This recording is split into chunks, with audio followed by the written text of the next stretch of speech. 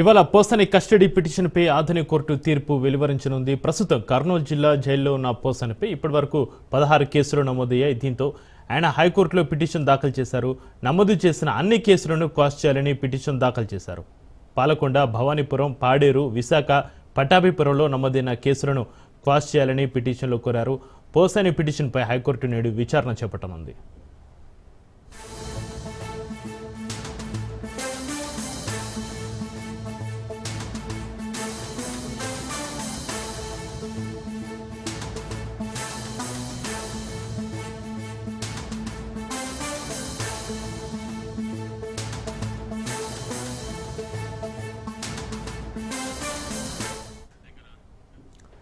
ఇవాళ పోసాని కస్టడీ పిటిషన్పై ఆధునిక కోర్టు తీర్పు వెలువరించనుంది. ప్రస్తుతం కర్నూలు జిల్లా జైల్లో ఉన్న పోసానిపై ఇప్పటివరకు 16 కేసులు నమోదయ్యాయి.